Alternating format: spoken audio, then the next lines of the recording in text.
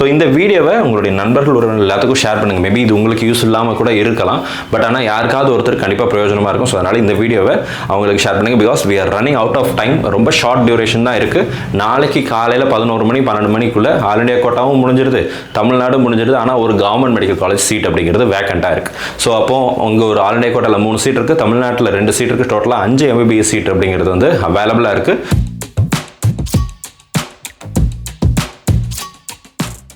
My dear students and parents, this is Daniel and welcome back to our channel. All India Quota Counseling, Tamil Nadu Medical Counseling. இந்த ரெண்டுலையும் refund எப்போ வரும் அப்படிங்கிற கேள்வி நிறைய பேருக்கு இருந்துகிட்டே இருக்கு. ரீஃபண்ட் வருவதற்கு கவுன்சிலிங் முதல்ல முடியணும். இப்போ வந்திருக்கிற மிக முக்கியமான ஒரு நியூஸ் என்னன்னு சொல்லி கேட்டிங்கன்னா, MBBS சீட்ஸ் கொஞ்சம் வேக்கண்ட்டாக இருக்குது. ரொம்ப எல்லாம் இல்லை, ரொம்ப கம்மியான சீட்ஸ் வேக்கண்ட்டாக இருக்குது. இதுக்காக ஆல் இண்டியா கோட்டாலையும் தமிழ்நாடு மெடிக்கல் கவுன்சிலிங்லையும் 3rd ரவுண்டாக ஸ்பெஷல் ஸ்டே வேக்கன்சி அப்படிங்கிறத நடத்துகிறாங்க. ஸோ ஸ்பெஷல் ஸ்டே எக்ஸ்ட்ரா தான் வந்துச்சு, அதுக்கப்புறம் first round, second round, 3rd round வரைக்கும் இதுலேயே கொண்டு வந்துட்டு இருக்கிறாங்க.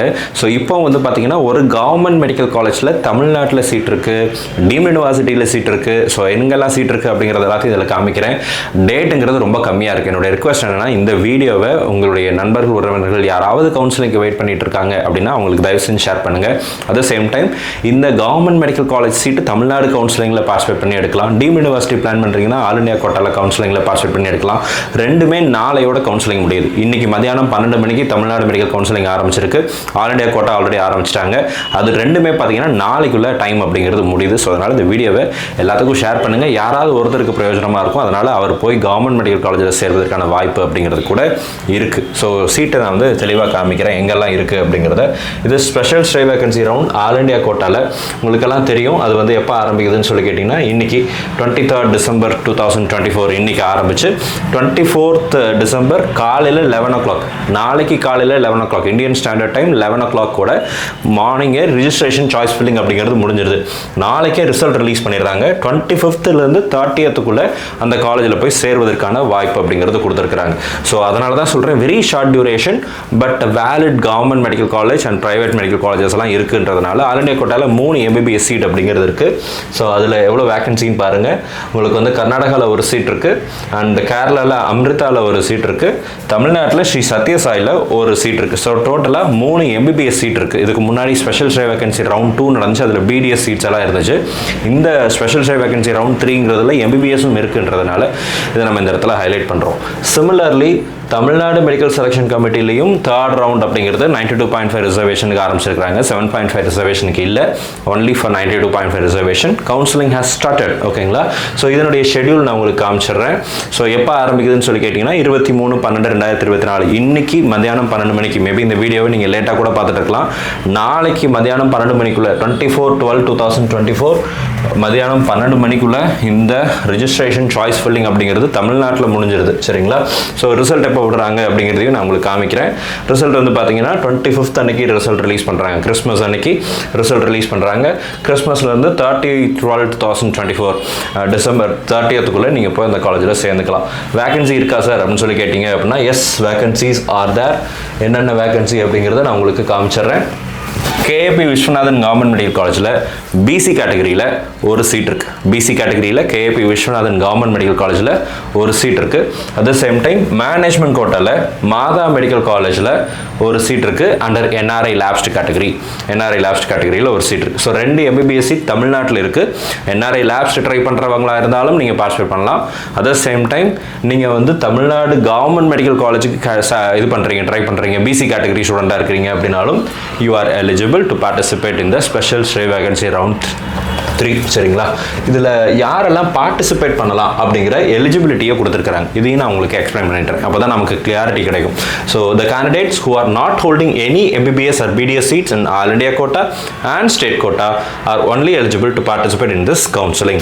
இந்த கவுன்சிலிங்கில் ரீஅலாட்மெண்ட் அப்படிங்கிறது கொடுக்கல. இதுவரை எனக்கு சீட்டு கிடைக்கல சார், நான் ஆல் இண்டியாவிலே எனக்கு சீட்டு கிடைக்கல, தமிழ்நாட்டில் எனக்கு சீட்டு கிடைக்கல அப்படின்னு வெயிட் பண்ணிட்டு இருக்கிற மாணவர்களாக நீங்கள் இருந்தீங்கன்னா you are eligible to participate in the special stay vacancy round 3.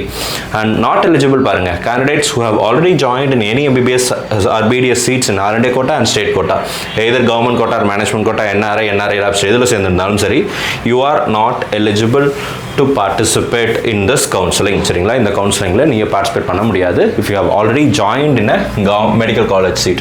MBBS or BDS or join பண்ணிருந்தீங்கன்னா not eligible. Candidates who did not join their seats allotted round 3 special stray vacancy, round 3 fourth round stray vacancy, special stray vacancy 1, special stray vacancy round 2, இதெல்லாம் உங்களுக்கு seat கிடைச்சு நீங்க சேராம போயிருந்தீங்கனாலும் you are not eligible to take part in the round, இந்த third round, இது final ரவுண்ட்னு சொல்ல முடியல. சீட்டு கிடச்சா சேர்ந்துருங்க. மாணவர்களுக்கு வந்து வைக்கிற கோரிக்கை வந்து சீட்டு கிடச்சா சேர்ந்துட்டிங்கன்னா அடுத்தடுத்த ரவுண்டு போகாது. பணம் போட்டு வெயிட் பண்ணிட்டு இருக்கிறவங்களுக்கு அவங்களுடைய பணம் ரீஃபண்டுங்கிறது வரும்.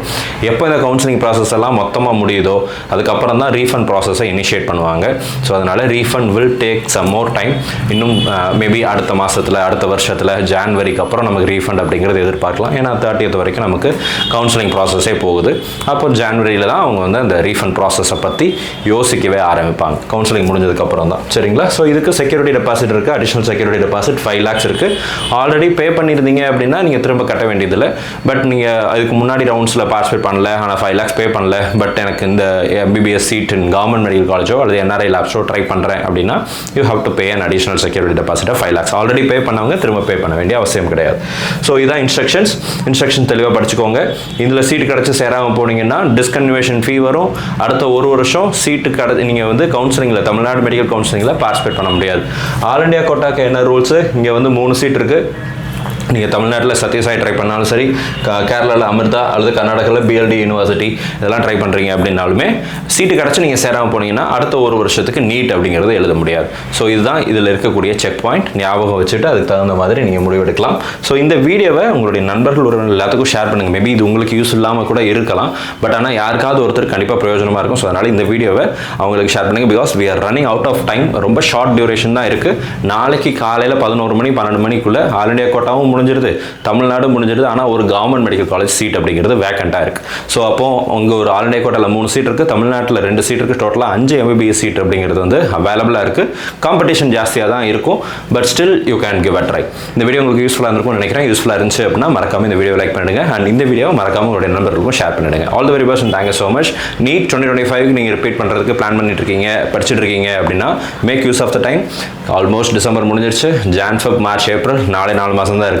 4 மாதம் 120 நாள் கரெக்டாக சாலிடாக ஹார்ட் ஒர்க் பண்ணுங்கள். இருக்கிற டைமை எஃபெக்டிவாக யூஸ் பண்ணுங்கள். 2025 நீங்கள் இப்போ வாங்கியிருக்கிற மார்க்கை விட கண்டிப்பாக அதிக மார்க் எடுக்க முடியும். நல்லா படிங்க. All the very best and thank you so much.